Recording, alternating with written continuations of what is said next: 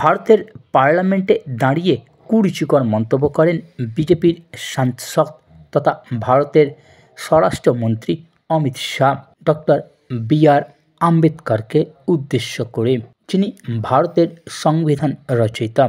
এই কুরুচিকর মন্তব্যের বিরুদ্ধেই পশ্চিমবঙ্গের বিভিন্ন জেলা এবং বিভিন্ন প্রান্তে তৃণমূল কংগ্রেসের কর্মী সমর্থকেরা প্রতিবাদে নেমে পড়েন।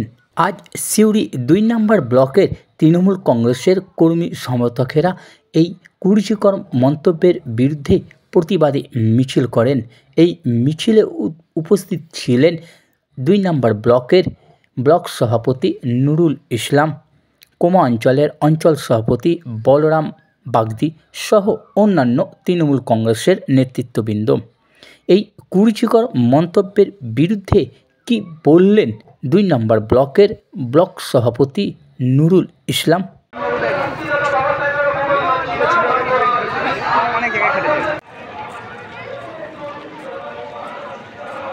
সংবিধানকে রক্ষা করতে মমতা ব্যানার্জির নেতৃত্বে সর্বস্তরের মানুষ এখন গুজরাট কাণ্ডের আসামি স্বরাষ্ট্রমন্ত্রীকে জানায় দেশের অবশিক্ষিত স্বরাষ্ট্রমন্ত্রী অমিত শাহকে জানায় দেশের স্বরাষ্ট্রমন্ত্রী অমিত শাহকে জানায় বিষয়ে যে মানুষটা ডক্টরেট উপাধি রয়েছে, যে মানুষটা এলএলবি থেকে শুরু করে এত ডিগ্রি উপার্জন করেছেন, যে মানুষটা পরাধীন ভারতবর্ষের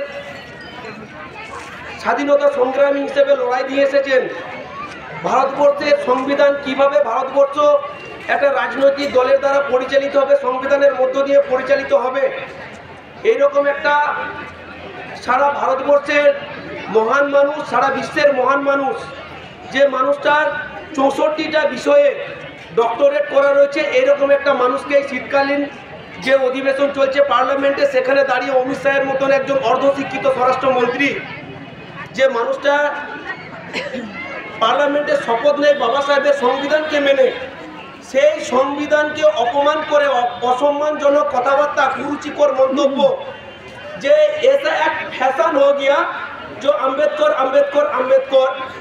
তো এইরকম একটা কুরুচিকর মন্তব্য যে মানুষটা বলছেন, আপনাদের জানতে হবে সেই মানুষটা কে। সেই মানুষটা আর কেউ নয়, দেশের স্বরাষ্ট্রমন্ত্রী আরএসএস দ্বারা পরিচালিত নামান্তরে বিজেপি।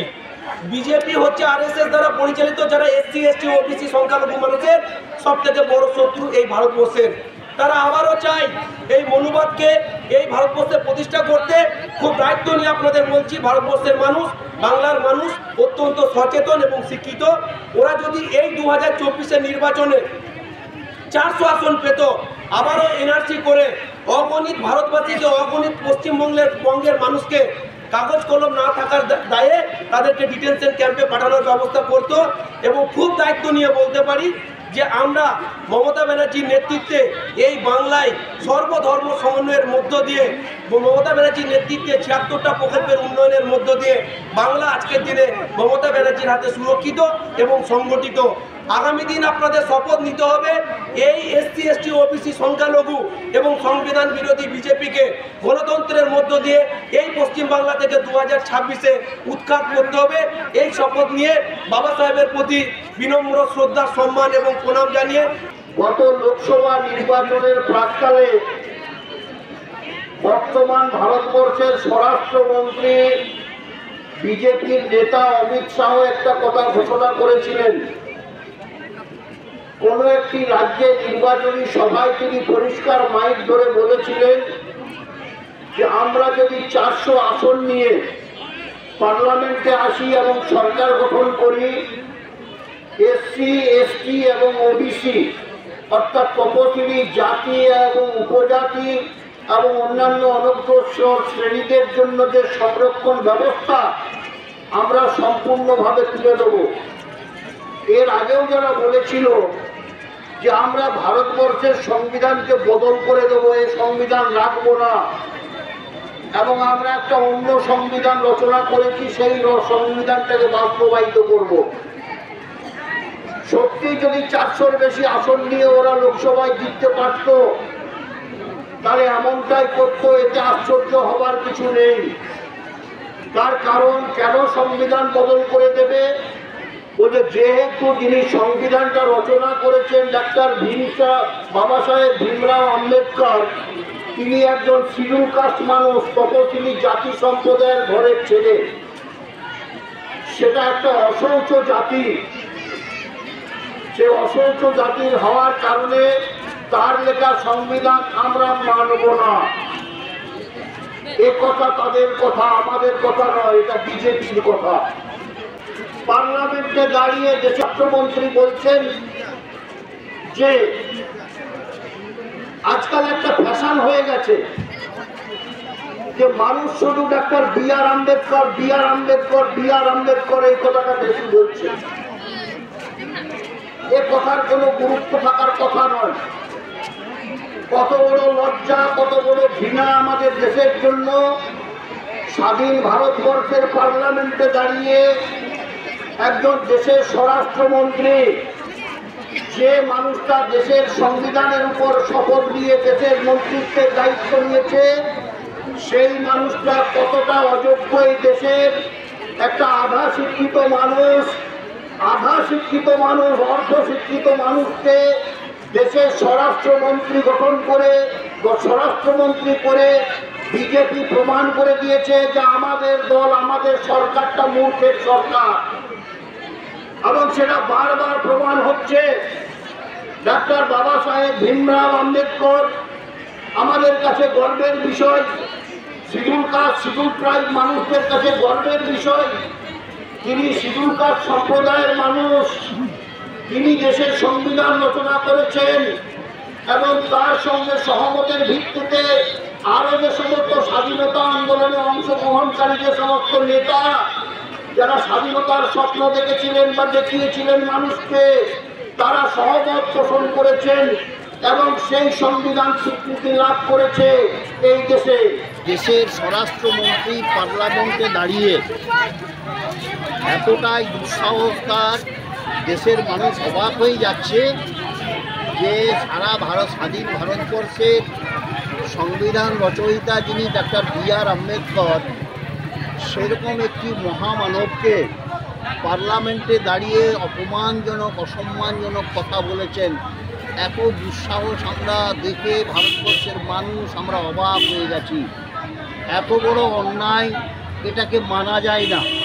সারা ভারতবর্ষের মানুষ এই নিয়ে প্রতিবাদে সোচ্চার হয়েছে এবং আমরা তৃণমূল কংগ্রেসই একটা রাজনৈতিক দল, যে দলটা আজকে ভারতবর্ষের বুকে পশ্চিমবাংলায় এই প্রথম রাস্তায় নেমে তৃণমূল কংগ্রেস মমতা বন্দ্যোপাধ্যায়, অভিষেক বন্দ্যোপাধ্যায়ের নেতৃত্বে এই রাস্তায় নেমে আজকে আমরা প্রতিবাদের কর্মসূচি সারা বাংলায়, শুধু সিউড়ি 2 নম্বর ব্লক নয়, সিউড়ি 2 নম্বর ব্লক সহ পশ্চিমবাংলার সমস্ত ব্লক, অঞ্চল এবং বুথ স্তর পর্যন্ত শহরে সর্বত্র আজকে প্রতিবাদের সূচনা হলো।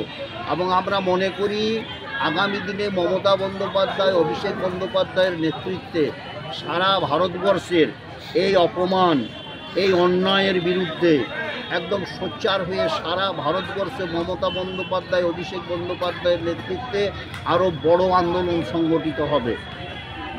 তো এটাই তো আমাদের মানুষকে বুঝতে হবে এবং মানুষ এটা বুঝতে পেরেছেন। বাংলার মানুষ রাজনৈতিক সচেতন, তারা জানেন যে গতবারে যেমন শিডিউল কাস্ট, শিডিউল ট্রাইব, ওবিসিদের সংরক্ষণ তুলে দেবো এ কথা অমিত শাহ ঘোষণা করেছিল লোকসভা নির্বাচনের প্রাককালে। আবার পার্লামেন্টে সংবিধান প্রণেতা, রচয়িতা আমাদের ডাক্তার বি.আর. আম্বেদকরকে তাকে অসম্মান করা হলো। এটা এই দুঃসাহস পায় কী করে? ভারতবর্ষের মানুষ হিসাবে কখনোই কেউ কথা বলতে পারে না। তাহলে এরা কি প্রকৃতপক্ষে ভারত বিরোধী? আমরা এটাই আমাদের প্রশ্ন চিহ্ন যে বিজেপি কি তাহলে ভারত বিরোধী? ভারত বিরোধী না হলে একদম সংবিধান রচয়িতার বিরুদ্ধে এমন কথা বলে কি করে? ভারতবর্ষের গণতন্ত্র, ভারতবর্ষের স্বাধীনতা, ভারতবর্ষের স্বাধীনতা আন্দোলনের ইতিহাসকে যারা অস্বীকার করে, আমি মনে করি না তারা এই ভারতবর্ষের মানুষের সপক্ষে কথা বলতে পারে। তারা একদম ভারত বিরোধী বলে আমি মনে করি। কারণ এই কথা বলতে পারে না। ভারত বিরোধী মানুষ ছাড়া ডাক্তার বি.আর. আম্বেদকরকে অসম্মান, অপমানজনক কথায় পার্লামেন্টে দাঁড়িয়ে কেউ বলতে পারে? কোন রাজনৈতিক দল এটা? এরা কি চায়? এরা দেশটাকে লুটে নিতে চায়, এটা দেশটাকে ব্যবসা ক্ষেত্র তৈরি করতে চায়, এরা রোজগার করতে এসেছে, এরা ব্যবসা খাট করতে এসেছে।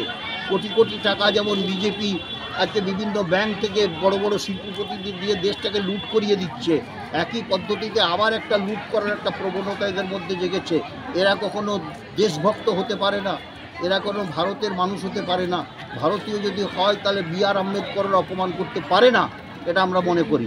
এবং এর জন্য আমরা তীব্র আন্দোলন এর মাধ্যমে আমরা প্রতিবাদ জানাচ্ছি।